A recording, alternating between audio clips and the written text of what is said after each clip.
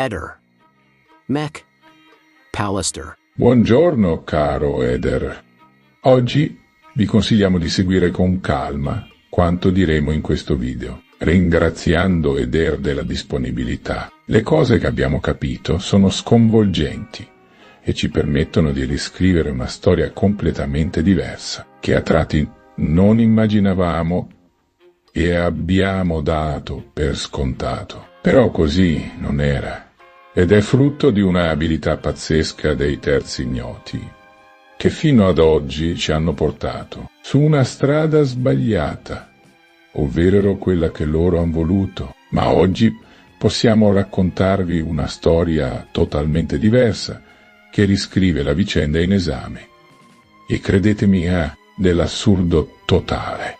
Ebbene, caro Eder, siamo in grado di potervi dire che effettivamente le cose sono andate diversamente da tutte quelle che vi abbiamo rappresentate con i nostri interventi video, grazie anche alla disponibilità di Eder sul suo canale.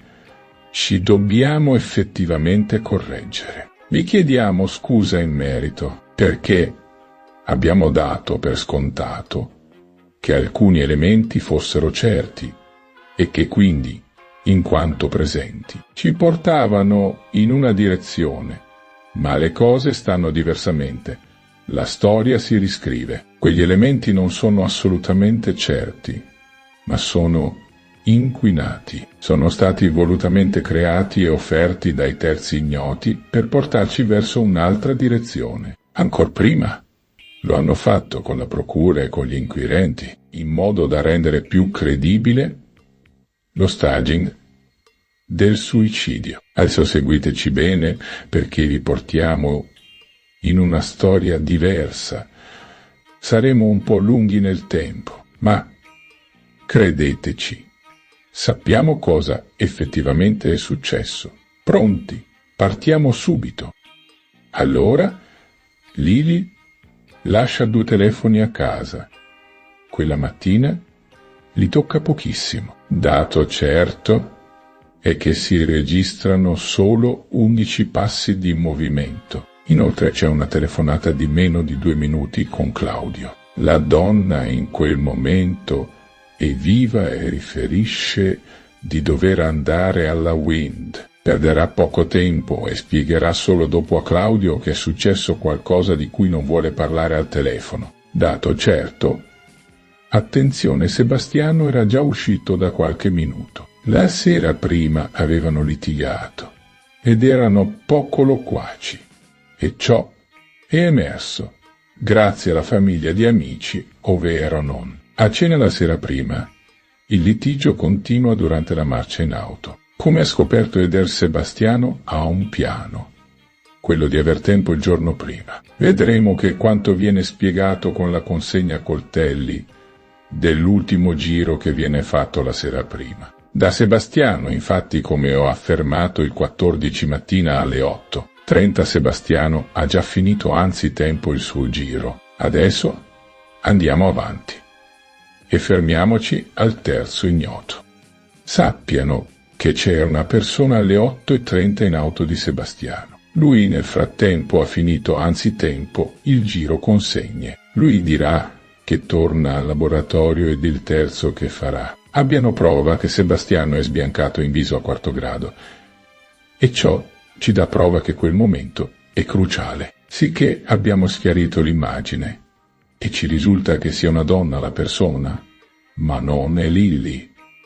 In quel momento, 8 minuti prima, parla con Claudio alle 8:22 e dirà che va alla Wind. Noi abbiamo capito che la telefonata è stata ascoltata tramite dei ricetrasmittenti, e da lì parte il seguito. Sebastiano lascia il terzo donna, avendo intenzione di tornare verso casa. Effettivamente ci torna come lui ha detto inizialmente per le 10:30. Noi crediamo molto prima. In quel momento Lily sta percorrendo la Damiano Chiesa e butta la spazzatura, ma da quel momento in poi lei non andrà avanti, ma torna indietro a casa, e che la persona che transita avanti alla fruttivendola e su Gioberti è il terzo donna. Il terzo donna, infatti, è emerso che ha tutta una diversa camminata, totalmente diversa, e poi scompare. Lily torna quindi a casa, usando una strada diversa che circumnaviga la zona, motivo per cui non viene ripresa. Sulla Damiano Chiesa torna indietro perché guardando dentro la borsa si accorge che manca qualcosa. Questo momento è ripreso e la vediamo bene. Può capitare e quindi tornerebbe a casa. In quel momento siamo a prima. Le 9 Sebastiano sta tornando pure a casa. Dentro il laboratorio si registra corrente. Ok. Ma i telefoni non risultano accesi e nemmeno li vengono usati. Ciò significa che non per forza lui sia lì dentro. Ci risulta invece che lui torni verso casa. Lui dirà 10:30.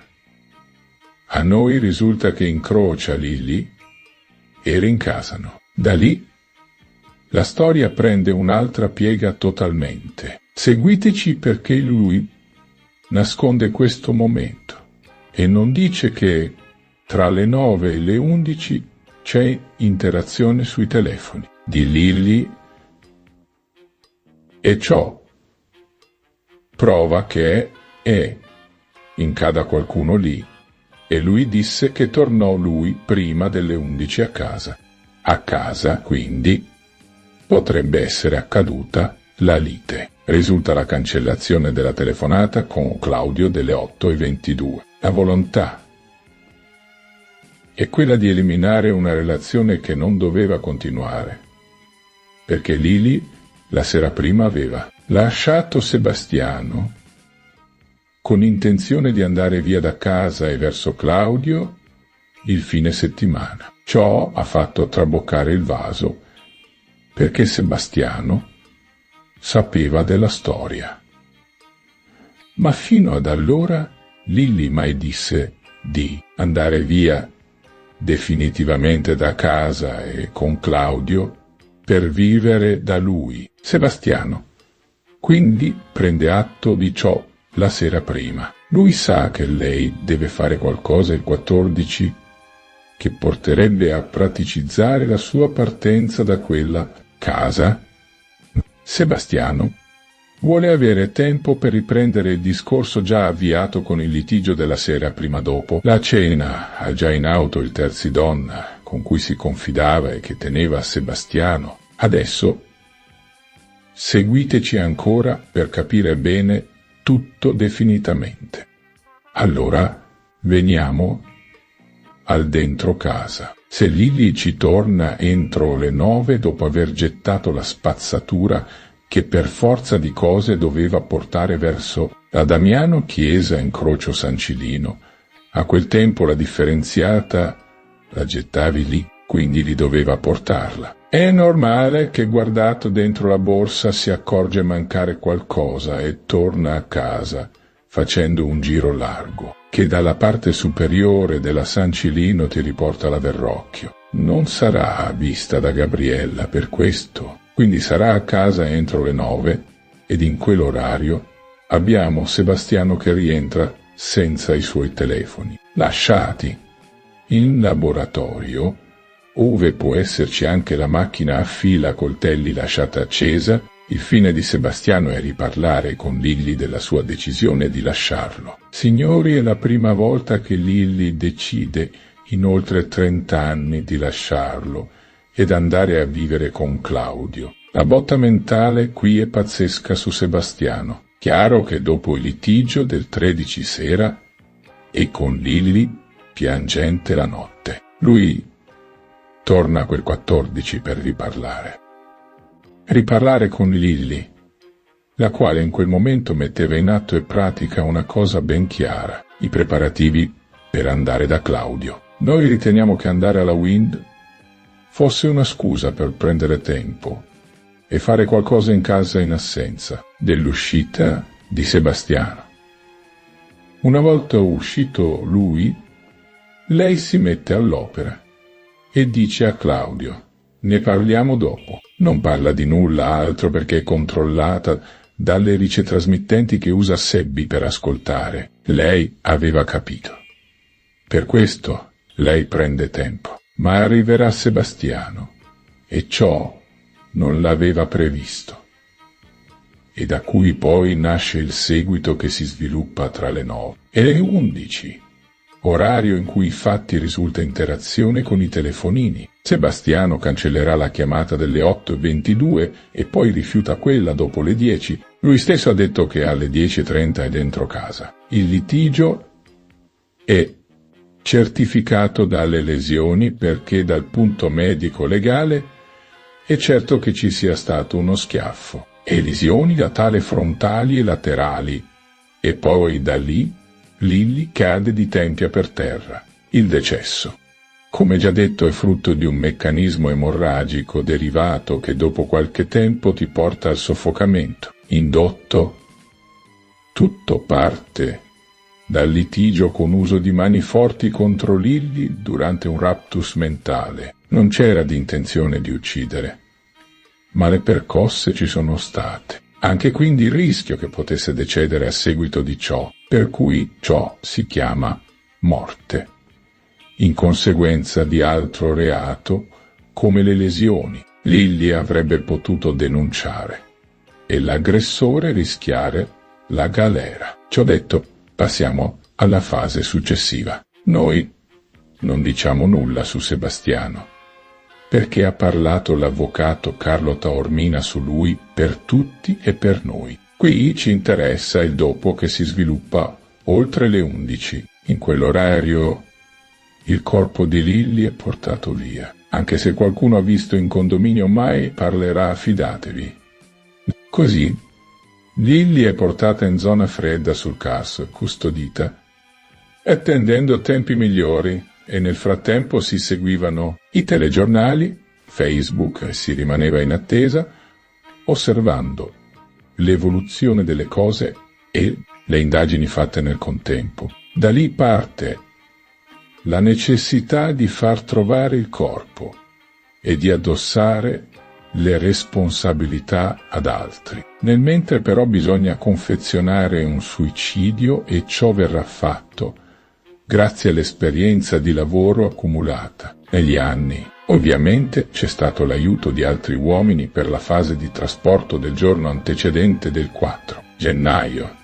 Così stanno allora le cose, e le conferme le abbiamo guardando la borsa ed il contenuto. Mancano documenti tolti dalla borsa nera per metterli in quella con mappe. L'orologio rosa che viene messo per identificarla è in quanto di colore particolare. Lilli lo indossava solo per la gita in bici e mai per attività intrasettimanale da casalinga. Manca il suo oro addosso, come la catenina della mamma da cui mai si separava. Chi togli è persona avida di denaro che non gliela lascia al collo da cadavere. Il resto lo conosciamo e segue il 5 gennaio. Ripetiamo quindi infine che ci siamo fatti prendere in giro fino ad oggi anche per via della sosia.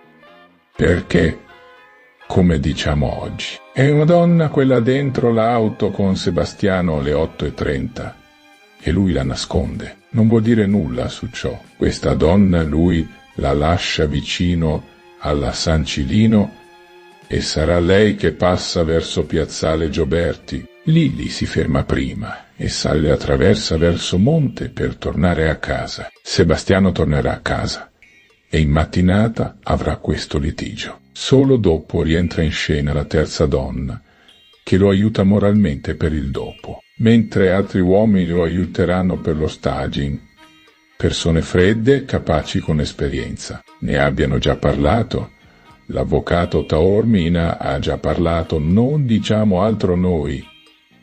Oggi mettiamo un punto fermo e finale sulla vicenda accaduta a questa povera donna. Gli eventi hanno voluto che si rinvenisse prova della presenza di Sebastiano in laboratorio. Telefoni rimasti lì, macchina a fila coltelli accesa, Lily che passa dalla Gioberti, lui che non si sa dove si trova dopo le 9, ma la verità è un'altra. I telefoni li ha lasciati lì, la macchina affila coltelli lasciata accesa, poi la donna amica lasciata in zona San Cilino e che prende verso la Gioberti. Lui che torna a casa e Lily che è lì e nasce il finale litigio con il seguito che conosciamo. E lui che poi dichiara di essere uscito fuori centro Trieste per andare con le bici verso monte.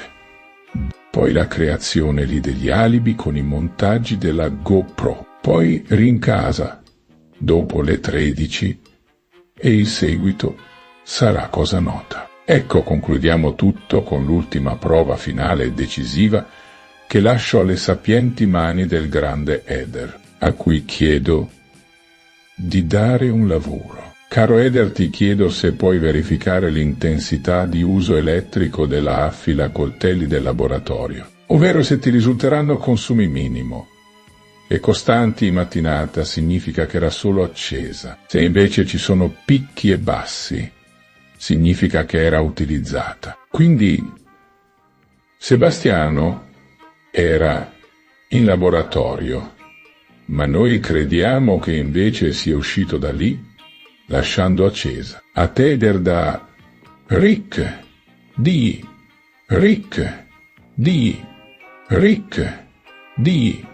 ciao a tutti e pace a Lily nostra per sempre. Ehi, non dimenticare di iscriverti a questo canale.